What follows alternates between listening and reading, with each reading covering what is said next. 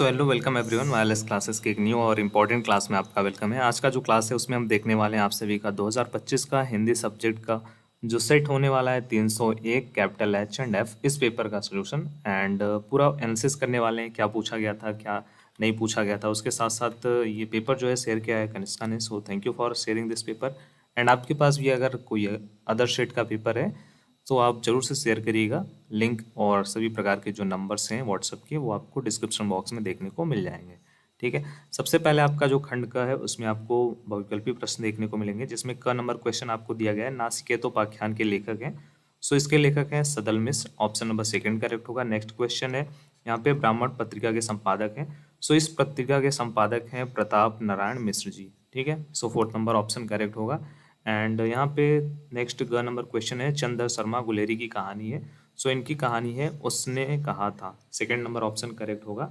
And उसके बाद next question है साहित्य और संस्कृति के लेखक हैं। सो इसके लेखक हैं रामविलास शर्मा जी।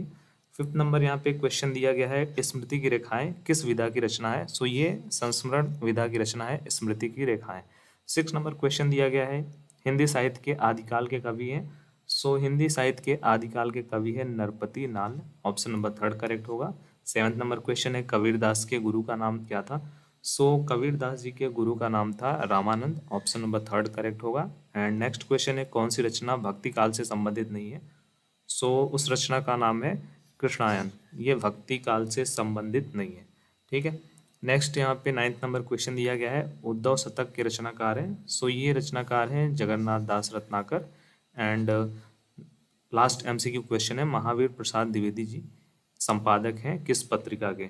सो सरस्वती पत्रिका के संपादक हैं। ठीक है, सो ये आपके कंप्लीट हुए एमसीक्यू टाइप क्वेश्चन। उसके बाद आपका जो अगला प्रश्न था उसमें आपको एक गद्यांश दिया गया था और उससे संबंधित आपके ओवरऑल 5 प्रश्न दिए गए थे। ठीक है, और ये 2-2 अंक वाले 5 प्रश्न थे, तो 10 अंक आपको यहाँ से मिलने थे। ठीक है, बस आपको इस गद्यांश को पढ़ना था और इसी गद्यांश के बेसिस पे जो ये प्रश्न पूछे गए हैं उनका आपको आंसर लिखना था। तो यहाँ पर देखिए अथवा दिया गया है। अथवा का मतलब ये था कि आपको ये फर्स्ट गद्यांश हो गया और ये सेकेंड गद्यांश हो गया। ठीक है, दोनों में से किसी एक गद्यांश से संबंधित जो प्रश्न पूछे गए उनका आपको उत्तर लिखना था। सेम आपका अगला फोर्थ नंबर क्वेश्चन में आपको पद्यांश पर आधारित प्रश्न दिया, एक पद्यांश दिया गया था, उससे आधारित प्रश्न दिए गए थे, उनका आपको आंसर लिखना था। इसके लिए भी आपको 10 अंक मिलने थे। ठीक है, जो कि आपने इजिली वे में कर लिया होगा।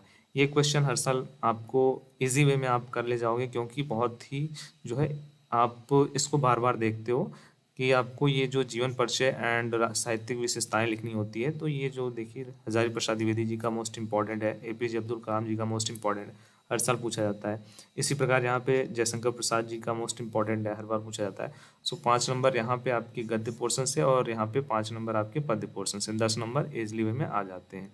ठीक है, नेक्स्ट क्वेश्चन में आपको दिया गया था बहादुर एंड आपका जो खून का रिश्ता कहानी है उसके आधार पर आपको समीक्षा करना था, कहानी कला के आधार पर कहानी की समीक्षा करनी थी। अथवा में आपको दे दिया गया था लाठी के जो प्रमुख पात्र हैं उनका आपको चरित्र का विशेषता लिखना था, 80 वर्ड में लिखना था। इसके लिए आपको 5 अंक मिलते। फिर उसके बाद आपका खंड काव्य पर आधारित प्रश्न था, जो कि आपने अपने जो भी डिस्ट्रिक्ट वाइज खंड काव्य है उसके हिसाब से कर लिया होगा आपने उसको। ठीक है, इजी वे में। फिर आगे यहाँ पे हम लोग देखते हैं अगला यहाँ पे दिया गया था कुछ आपको, देखिए 9th नंबर क्वेश्चन में निम्नलिखित में से किन्हीं 2 प्रश्नों का आपको संस्कृत में उत्तर देना था। ठीक है, तो 4 आपको प्रश्न दिए गए थे, 4 में से किन्हीं 2 का आपको संस्कृत में उत्तर देना था। ठीक है, तो आपके लिए बहुत ही ईजी था ये भी। एंड 10th नंबर जो क्वेश्चन है वो हर साल रिपीटेड है और 100% सभी को पता रहता है, ये पूछा ही जाएगा। जैसे वीर अथवा शांत रस का परिभाषा उदाहरण के साथ लिखना है। ठीक है, तो वीर रस का आप लिख दो, परिभाषा उदाहरण लिख दो, उपमा अलंकार का लिख दो और उदाहरण लिख दो, चौपाई लिख दो, परिभाषा और उदाहरण लिख दो। ओवरऑल यहाँ पे आपके 6 अंक तो कन्फर्म ही रहते हैं हर बार। ठीक है, किसी एक विषय पर आपको निबंध लिखना था और विषय देख लो ग्रामीण रोजगार योजना, वर्तमान में युवा की दशा और दिशा, प्रजातंत्र में राजनीतिक दलों का महत्व, मेरे प्रिय जो कवि हैं उनके बारे में आप लिख सकते हो। ठीक है, 12th नंबर क्वेश्चन में देखिए भावुक का जो संधि विच्छेद है वो क्या होगा। सो इसका संधि विच्छेद यहाँ पे फर्स्ट नंबर ऑप्शन करेक्ट होगा। बी नंबर में दिया गया सत और प्लस चरित्रम की संधि क्या होगी। सो इसकी जो संधि है वो होगी सचित्रम। ठीक है, तो 4th नंबर करेक्ट होगा। एंड उसके बाद नेक्स्ट यहाँ पे दिया गया है, इसमें आपको संधि पूछा गया, तो इसमें जो संधि है वो है व्यंजन संधि।